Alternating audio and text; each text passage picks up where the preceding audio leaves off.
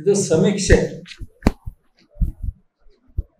ಸಾಮಾಜಿಕ ಶೈಕ್ಷಣಿಕ ಮತ್ತು ಆರ್ಥಿಕ ಸಮೀಕ್ಷೆ ಬಹಳ ಇದನ್ನ ಕಳೆದ 2.5 ವರ್ಷ ಸರ್ಕಾರದ ಯಾವುದೇ ನ್ಯೂನತೆಯನ್ನ ಎತ್ತಿಡಿಯೋದ್ರಲ್ಲಿ ವಿರೋಧ ಪಕ್ಷಗಳು ವಿಫಲರಾದವು.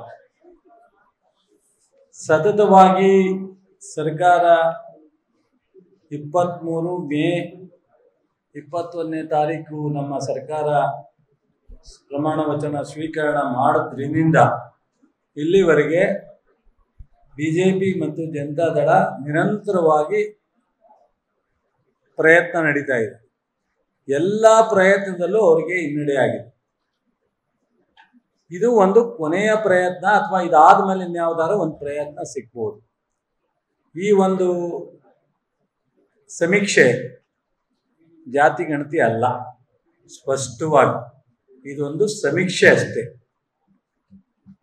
ಮತ್ತು 10 ವರ್ಷದ ಹಿಂದೆ ಏನು ಇದನ್ನ ಕಾಂತರಾಜ್ ವರದಿಯನ್ನ ಹಿಂದಿನ ಬಿಜೆಪಿ ಜನತಾದಳದ ಸರ್ಕಾರದಲ್ಲಿ ಇಲ್ಲ ತಿರಸ್ಕಾರ ಮಾಡ್ಬೋದಾಯ್ತು, ಇಲ್ಲ ಅಕ್ಸೆಪ್ಟ್ ಮಾಡ್ಬೋದು, ಇಲ್ಲ ಪುನರ್ ಪರಿಶೀಲನೆ ಮಾಡ್ಬೋದು. 3 ಅವಕಾಶಗಳು ಅವ್ರ ಮುಂದೆ ಇತ್ತು. ಕುಮಾರಸ್ವಾಮಿ ಅವರು ನಾನು ಸ್ವೀಕಾರ ಮಾಡಲಿಲ್ಲ. ಸ್ವೀಕಾರ ಮಾಡದೇ ಇರ್ತಕ್ಕಂಥದ್ದೇ ದೊಡ್ಡದಲ್ಲ. ಅದರ ನ್ಯೂನತೆಗಳನ್ನ ನೋಡಿ ಕ್ಯಾಬಿನೆಟ್ ಅಲ್ಲಿ ರಿಜೆಕ್ಟ್ ಮಾಡಬಹುದಾಯ್ತು. ಯಾಕೆ ಮಾಡಲಿಲ್ಲ? ಮಾಡಲಿಕ್ಕೆ ಇದು ನನ್ನ ತಲೆ ಮೇಲೆ ಬರುತ್ತಾ, ಇದು ಸರಿಯಾ ತಪ್ಪಾ, ಕನ್ಫ್ಯೂಷನ್ ಇಲ್ಲ ಅಥವಾ ಯಾವ ಕಾರಣಕ್ಕೂ ಮಾಡಲಿಲ್ಲ.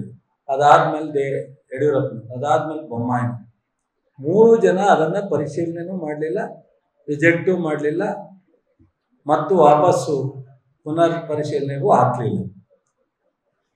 ಅವರ ಜವಾಬ್ದಾರಿ ಏನು? ಈ ರಾಜ್ಯದ 5 ವರ್ಷದ ಸರ್ಕಾರ ನಡೆಸಿದಂಥ 3 ಮುಖ್ಯಮಂತ್ರಿಗಳ ಜವಾಬ್ದಾರಿ ಏನು? ಯಾವುದೇ ಸರ್ಕಾರ ಒಂದು ಆಯೋಗವನ್ನು ರಚನೆ ಮಾಡಬೇಕು. ಆಯೋಗದಿಂದ ಬರ್ತಕ್ಕಂಥ ವರದಿಯನ್ನು ಪರಿಶೀಲನೆ ಮಾಡಿ ಕ್ರಮ ಹಾಕಬೇಕು, ಇಲ್ಲ ಆಯೋಗದ ವರದಿಯನ್ನು ಪರಿಶೀಲಿಸಿ ಮತ್ತೆ ವಾಪಸ್ ಹಾಕಬೇಕು,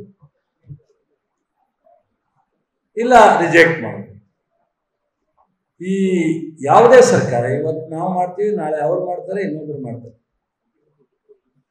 ಅಂದ್ರೆ 5 ವರ್ಷ ಹಿಂದೆ 13ರಿಂದ 18 ಮಾಡಿದಂತ ಈ ಆಯೋಗದ ವರದಿಯನ್ನ ಯಾವುದೇ ಕಾರಣಕ್ಕೆ ತಗೊಳ್ಳದಲ್ಲೇ ಅದು ಪರಿಶೀಲನೆ ಮಾಡದಲ್ಲೇ ಇರ್ತಕ್ಕಂಥದ್ದು ಈ ರಾಜ್ಯದ ಒಂದು ಜನಪ್ರಿಯವಾದಂಥ ಸರ್ಕಾರ ತಗೊಂಡಂಥ ತೀರ್ಮಾನವನ್ನ ಮತ್ತು ಆರ್ಥಿಕವಾಗಿ ಅದಕ್ಕೆ ಆಗಿರ್ತಕ್ಕಂಥ ವೆಚ್ಚವನ್ನ ಮತ್ತು ಜನರ ಬಗ್ಗೆ ತಗೊಂಡಿದಂಥ ಮಾಹಿತಿಯನ್ನು ತಿರಸ್ಕರಿಸಿದಂಥ ಮಹಾ ಅಪರಾಧ ಈ 3 ಜನ ಮುಖ್ಯಮಂತ್ರಿಗಳು ಹೊರಬೇಕಾಗತ್ತೆ. ಅವತ್ತಿನ ಸರ್ಕಾರ ಹೊರಬೇಕು.